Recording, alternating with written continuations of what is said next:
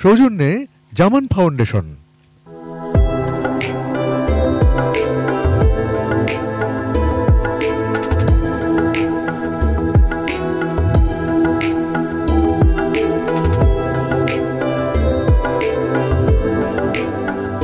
প্রিয় সুধী, আসসালামু আলাইকুম।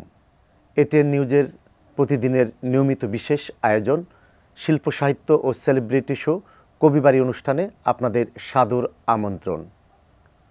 কবিবাড়িতে যেজন আসে গুণীজন, তারাই দেশের অমূল্য মানবধন। একথার গুরুত্বকে অনুধাবন করেই আমাদের এটিএন নিউজ স্টুডিওতে আমন্ত্রিত হয়ে উপস্থিত হয়েছেন দেশ বরেণ্য শিক্ষাবিদ ও কথাসাহিত্যিক সৈয়দ মঞ্জুরুল ইসলাম। আর অনুষ্ঠানটির নিবেদক জামান ফাউন্ডেশন, আর অনুষ্ঠানটি উপস্থাপনা করছি আমি আসাদ কাজল। প্রিয় দর্শক, চলুন অতিথির সঙ্গে মূল আলোচনায় ফিরে যাই। স্যার, আমাদের এটিএন নিউজ স্টুডিওতে আমন্ত্রিত হয়ে উপস্থিত হওয়ার জন্য আপনাকে স্বাগত জানাচ্ছি। কেমন আছেন? ধন্যবাদ আমাকে আমন্ত্রণ জানাবার জন্য। এটিএন পরিবারকেও ধন্যবাদ। ভালোই আছি। সুন্দর সব দিন যাচ্ছে, এখন বইমেলা চলছে, কাজেই আমার মনে হয় প্রত্যেকেরই এখন সুস্থ থাকা উচিত। ভালোই আছি। স্যার, পৃথিবীতে পুরুষের তুলনায় শিল্প সাহিত্যে নারীরা পিছিয়ে কেন? তার কারণ তাদের সুযোগ দেয়া হয় না। এটি ভাবার কোনো কারণ নেই যে নারীরা শিল্প, শিক্ষা, সংস্কৃতিতে পিছিয়ে আছেন তাদের নিজস্ব কোনো ব্যর্থতার জন্য, মোটেও নয়। ব্যর্থতা সমাজের। প্রত্যেক সমাজে নারীদের শিক্ষা অনেক পরে এসছে, নারীদের মুক্তি অনেক পরে এসছে। কোনো দেশ ইউরোপের শুনলে আশ্চর্য লাগে, নারীরা ভোটাধিকার পেয়েছেন আমাদের নারীদেরও পরে। তো ফলে যখন সমাজে এভাবে তাদের অবস্থান দুর্বল থাকে, তখন তাদের পক্ষে নিজেদের মেধাগুলি সম্পূর্ণ তুলে ধরা সম্ভব হয় না। একটা কথা আছে, ক্ষমতায়ন। ক্ষমতায়ন কেউ কাউকে করতে পারে না। ক্ষমতায়ন করেন একজন ব্যক্তি তার নিজেকে শিক্ষার মাধ্যমে। শিক্ষার সঙ্গে সংস্কৃতি ওতপ্রোতভাবে জড়িত। যদি দুইয়ের একটা মণিকাঞ্চন যোগ হয়, তাহলে সেই মানুষটি সবসময় নিজস্ব ক্ষমতায়নে অনেক দূর যেতে পারেন, তার সক্ষমতার দরজাগুলি খুলে যায়। নারীদের ক্ষেত্রে সেটি অনেক পরে হয়েছে। খেয়াল করে দেখবেন, পশ্চিমে যেসব দেশে নারীদের স্বাধীনতা আগে এসেছে, সেই সব দেশে নারীরা এখন সাহিত্য লিখছেন, অনেক উৎকৃষ্ট সাহিত্য। পশ্চিমে এখন আর নারী পুরুষ বিভাজনটা উঠে গেছে। আমাদের দেশে এখনও কিছুটা আছে, কিন্তু আমি খুব আনন্দিত, গত 20 বছর থেকে দেখতে পাচ্ছি যে মহিলা কবি শব্দটি আর ব্যবহার করা হয় না। আমার যে খুবই নিন্দনীয় কথা মনে হতো। হ্যাঁ, পিছিয়ে পড়ে আছেন, কিন্তু পিছিয়ে পড়েছেন বলা যাবে না, তাদেরকে ফেলে দেয়া হয়েছে। নিজ গুণে এখন তারা সক্ষমতার মাধ্যমে তারা এখন সামনে আসছেন। একটা সময় আসবে যখন এই প্রশ্নটি অবান্তর হয়ে যাবে, যখন সকলেই সক্ষম হবেন, সকলেই সমান সৃজনশীল। এই বিষয়টা যখন নিশ্চিত হবে, তখন আমি মনে করি আমাদের সাহিত্য, শিল্পকলা সকল ক্ষেত্রে। এই যে আপনি বললেন একটা দুর্বল মেধার কথা বললেন স্যার, তাহলে কি পুরুষের তুলনায় নারীদের মেধা দুর্বল? না, মোটেও নয়। দুর্বলতা তাদের চাপিয়ে দেওয়া হয়েছে। যখন একজনকে আপনি প্রশিক্ষিত কম করবেন, তার তো কিছুটা দুর্বলতা থাকবেই। যেমন নারীরা যদি শিক্ষা বঞ্চিত হন, তাদের ভাষা শিক্ষায় দুর্বলতা থাকে, সেটি তাদের নিজস্ব নয়, এটি প্রতিষ্ঠানগত দুর্বলতা, চাপিয়ে দেওয়া দুর্বলতা। তখন তাদের পক্ষে সেই সাহিত্য রচনা করা সম্ভব হবে না যেটা পুরুষরা করছেন। কিন্তু সমান সুযোগ দিয়ে দেখেন, নারীরা পুরুষদের থেকেও ভালো কাজ করতে পারবেন। যেমন আমি একটা উদাহরণ দিই, আমাদের মেয়েদের ফুটবলের দিকে তাকান। মেয়েদেরকে তো কখনো ফুটবল খেলতে দেয়া হয়নি, কত 20 বছরও হয়নি আমাদের দেশে মেয়েরা ফুটবল খেলছে। এখন দক্ষিণ এশিয়াতে এমন সব দেশের সঙ্গে দলের সঙ্গে প্রতিদ্বন্দ্বিতা করছে যারা হয়তো 100 বছর আগেই বা 50-60 বছর আগে ফুটবল খেলা শুরু করেছে। তো সক্ষমতায় যখন নারীদের একটা অবস্থান তৈরি করার নিশ্চয়তা দেয়া হয়, তাদেরকে সেই স্বাধীনতা দেয়া হয়, তারা সেটা সদ্ব্যবহার করেন এবং এত চমৎকারভাবে করেন যে তারা এগিয়ে আসেন। এগিয়ে আসার শক্তিটা তখন সবাই দেখতে পায়। এই প্রজন্ম শিক্ষার আগে অর্থকে প্রাধান্য দিচ্ছেন, ফলে প্রকৃত শিক্ষা অর্জন হচ্ছে না।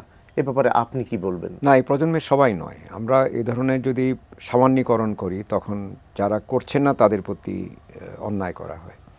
কিছু মানুষ অবশ্যই অর্থের লোভে পড়েছে, এটা আমি দেখেছি।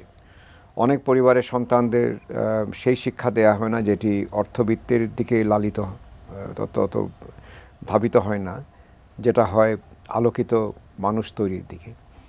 তো সেই পরিবারগুলির ব্যর্থতার জন্য তাদের সন্তানরা হয়তো অর্থের দিকে ছুটছে, তাদের সংখ্যা কম। আমাদের কৃষকরা যারা আমাদের প্রতিদিনের খাদ্যের যোগান দিচ্ছেন, তাদের সন্তানদের তো তারা অর্থের পিছনে ছুটতে বলেন না। যে মেয়েটি গার্মেন্টস ফ্যাক্টরিতে কাজ করতে এসেছে, সে তো অর্থের পিছনে ছুটছে না, ছুটছে সমাজের একটি খুবই সুবিধাপ্রাপ্ত অংশ। তাদের সংখ্যা কম। বিশাল সংখ্যক এই প্রজন্মের যারা ছেলে এবং মেয়ে, তারা দেখা যায় যে অর্থ থেকেও তাদের নিজেদের সক্ষমতা আবিষ্কারে অনেক বেশি মনোযোগী। তো আমাদের শিক্ষা পদ্ধতি যদি এই ধরনের সুযোগ সৃষ্টি না করে যে তাদের সকল ক্ষেত্রে তারা নিজেদের মেধার প্রকাশ ঘটাতে পারবে এবং মেধার প্রকাশ ঘটিয়ে তাদের জীবন সহজভাবে নির্বাহ করতে পারবে, তাহলে তো তাদেরকে অর্থের পিছনে ছুটতেই হবে, কারণ এই সমাজ তো সেই সুযোগ তার জন্য সৃষ্টি করেনি। বাংলাদেশে ডাক্তার ইঞ্জিনিয়ার হতে হলে ইংরাজি মাধ্যমে পড়ে তবেই ডাক্তার ইঞ্জিনিয়ার ডিগ্রি নিতে হয়। আমরা কি পারি না মাতৃভাষায় পড়ে ডাক্তার ইঞ্জিনিয়ারের ডিগ্রি নিতে? আমি দেখতে পাই যে মাতৃভাষা খুব সুন্দরভাবে বলতে অনেকেই সক্ষম নন। এটি তাদের দোষ নয় বা ত্রুটি নয়, এটি হচ্ছে আমাদের প্রতিষ্ঠানগত সমস্যা। আমাদের ভাষা শিক্ষার ক্লাসগুলি আকর্ষণীয় হয় না, সেখানে মুখস্থ নির্ভরতা প্রধান। তো মুখস্থ করে তো আর ভাষা শিক্ষা করা যায় না, জি, গণিত শেখা যায় না। এই জন্য আমাদের দুটো ক্ষেত্রে কিন্তু দুর্বলতা আছে। তো আমি মনে করি যদি মাতৃভাষাকে শিক্ষার মাধ্যম করা যেত অনেক আগেই, যদি সেখানে বিনিয়োগ হতো, বিনিয়োগ করতেই হবে, কারণ শিক্ষকদের যদি বেতন ভাতা না বাড়াই, তাদের জীবন মানে উন্নতি না ঘটাই, যার জন্য শিক্ষকরা টিউশন করছেন ইত্যাদি নানানভাবে তাদের জীবিকা নির্বাহ করছেন, কাদের সেখানে তো একটা ফারাক রয়ে যায়। আর আদর্শিক চিন্তা হচ্ছে মাতৃভাষায় শিক্ষা দেয়া, আর প্রায়োগিক বিষয়টি হচ্ছে মাতৃভাষায় শিক্ষাটা এমনই দুর্বল যে সেখানে কোনো ক্রমে মাতৃভাষায় এবং বাংলাতে একটা এসএসসি বা এইচএসসিতে ভালো রেজাল্ট পাওয়াটা খুব কঠিন হয়ে দাঁড়ায়। যদি সেটি আমরা করতাম তাহলে তো সেটা দিয়ে আমাদের পরিভাষা তৈরি হতো, অনেক গবেষক তৈরি হতেন, অনুবাদ কর্ম হতো, এবং করতে করতে এই সময় 50 বছরে আমরা একটা অবস্থানে পৌঁছাতাম যে পরিভাষা সৃষ্টি করতে পারতাম চিকিৎসা বিজ্ঞানের অথবা আইন পেশার যতগুলি শব্দ আছে সবগুলিকে আমরা পরিভাষায় রূপান্তরিত করে আমাদের মাতৃভাষায় শিক্ষা দিতে পারতাম। সেটি আদর্শিক হতে পারত। হয়নি তার মানে যে আমরা হবে না, সেটি আমাদের ভাবা উচিত নয়। আমাদের সেই লক্ষ্যে অগ্রসর হতে হবে। বর্তমান সমাজে ছোটদের প্রতি বড়দের উপদেশ দেয়া কি হারিয়ে যাচ্ছে? তো আমাদের দেশে অনেক বয়স্ক লোকের আর উপদেশ দেওয়ার মতো অবস্থানে তারা নেই। হয়তো তারা জীবন ধারণের জন্য একটু বিপদগামী হয়েছেন, সততার অভাব তাদের জীবনে আছে, ফলে তাদের পক্ষে নৈতিকভাবে একটা শক্ত অবস্থানে দাঁড়িয়ে উপদেশ দেওয়া সম্ভব হয় না। উপদেশ তো সবসময় ভালো বিষয় নিয়ে দেয়া হয়, ওই ভালো বিষয়গুলির সঙ্গে আমাদের সম্পর্ক খুব ঘনিষ্ঠ নেই এখন।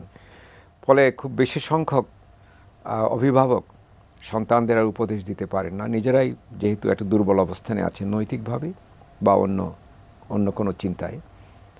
তো উপদেশের অভাবটা এই জন্যই বেশি অনুভূত হয়, কারণ যিনি উপদেশ দিবেন তিনি এখন তৈরি নন, যিনি উপদেশ শুনবেন তিনি সেই অবস্থানে আর বসে নেই। জীবনটা এখন অনেক দ্রুত হয়ে গেছে, বাইরে বেরোলেই মনে হয় যেন একটা নিষ্কৃতি পাওয়া গেল। তো ফলে একটা ছকবাঁধা জীবন থেকে যখন বেরিয়ে আসে মানুষ, ওই দ্রুতগতির রাস্তায় যখন মানুষ পা রাখে, তখন আর দাঁড়িয়ে থেকে কারো উপদেশ শোনার তার আর সময় থাকে না। জি, তো আমাদের জীবনটা খুব দ্রুতগতির হয়ে গেছে এখন। আর সত্যিকার অর্থে নৈতিকতার অবস্থান একটু দুর্বল আমাদের দেশে। লোভ লালসা বেড়েছে, স্বার্থ চিন্তা বেড়েছে, এবং পণ্যের সমাহার বেড়েছে। অনেক কিছু পণ্যায়িত হয়ে যাচ্ছে, শিক্ষাও পণ্যায়িত হয়ে যাচ্ছে, সংস্কৃতিও অনেক ক্ষেত্রে পণ্যায়িত হয়ে যাচ্ছে, দেখানোর চর্চাটা বাড়ছে। এগুলি হচ্ছে উপদেশ দেওয়ার অবস্থানের বিপরীত। সেই কারণে উপদেশ দেওয়াটাও কমেছে, উপদেশ দেওয়ার মানুষও কমে গেছেন, আর যিনি উপদেশিত হবেন তিনিও এখন অনেকটা পিছনে আত্মগোপনে আছেন।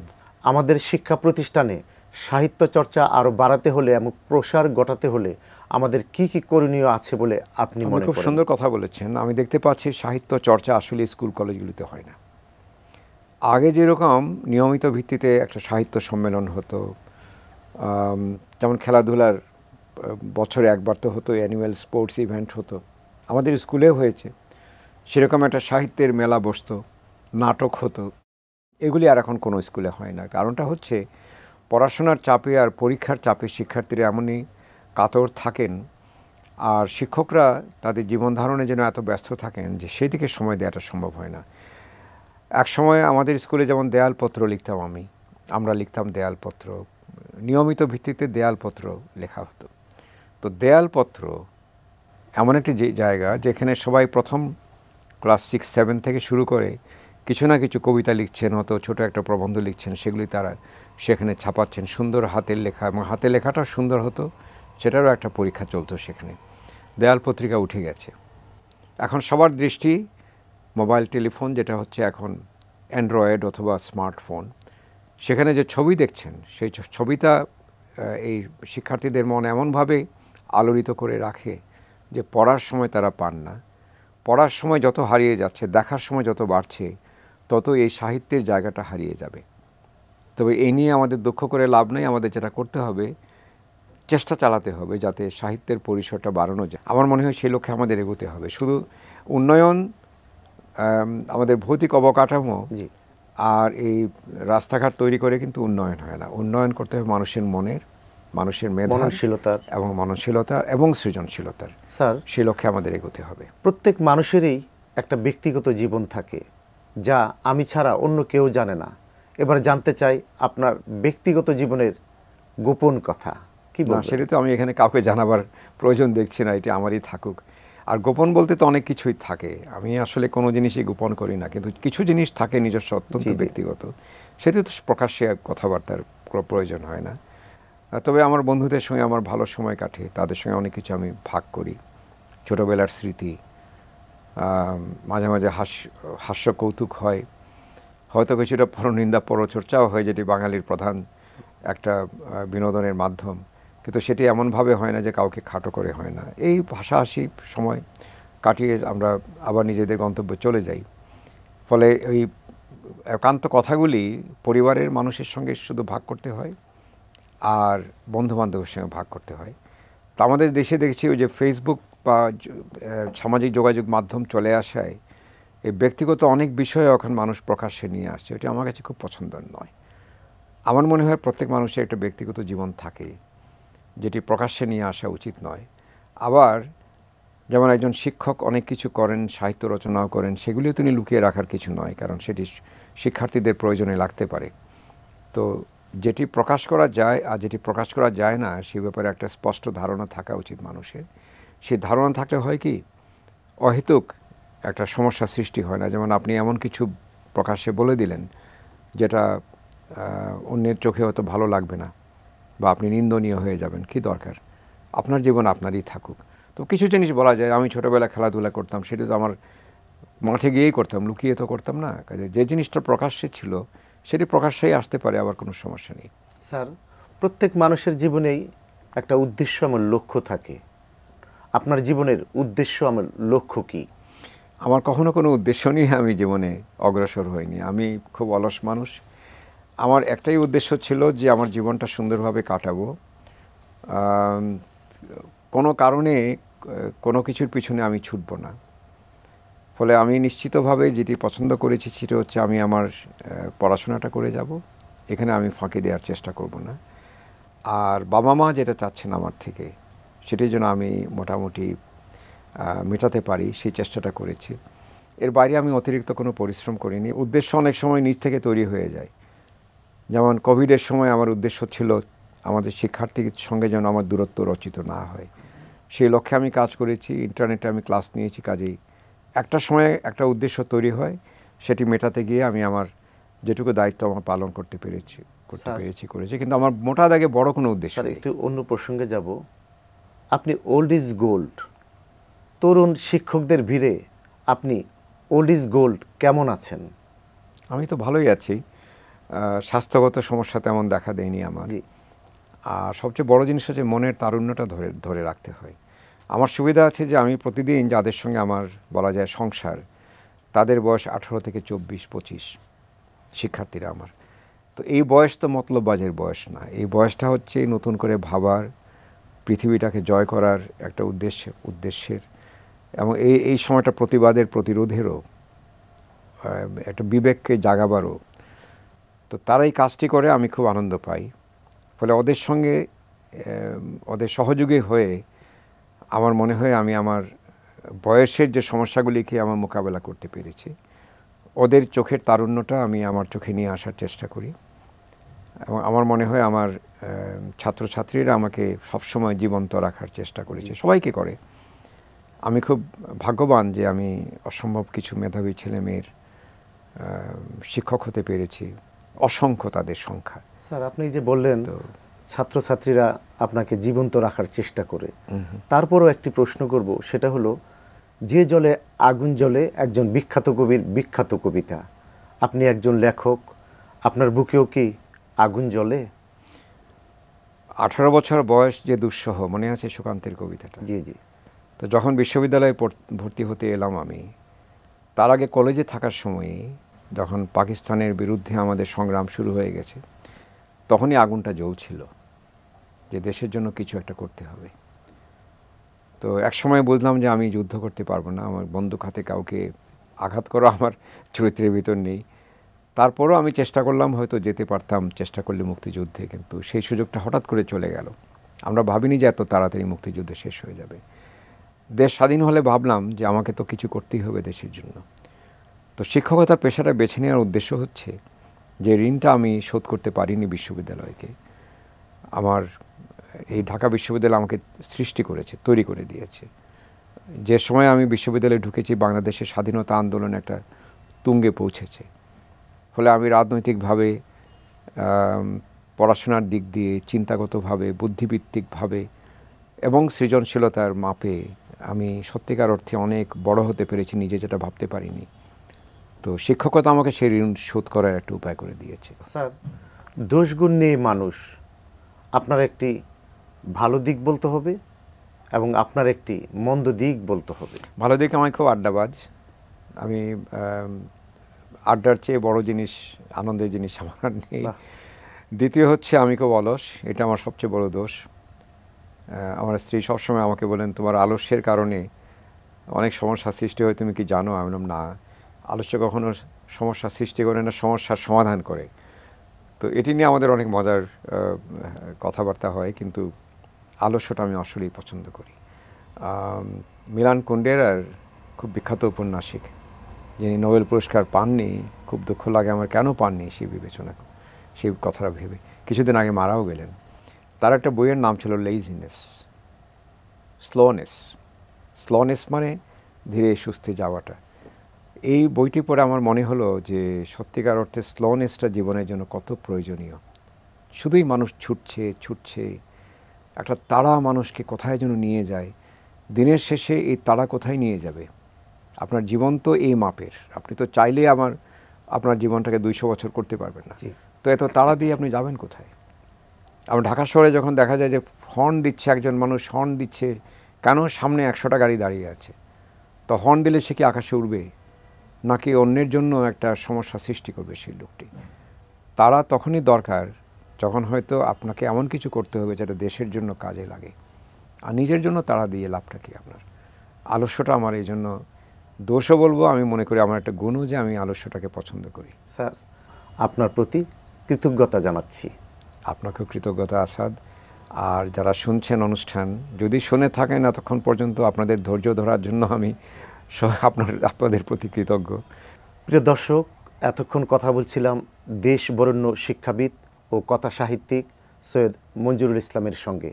আগামী অনুষ্ঠান দেখার আমন্ত্রণ জানিয়ে আমি আসাদ কাজল আপনাদের কাছ থেকে বিদায় নিচ্ছি। আল্লাহ হাফেজ।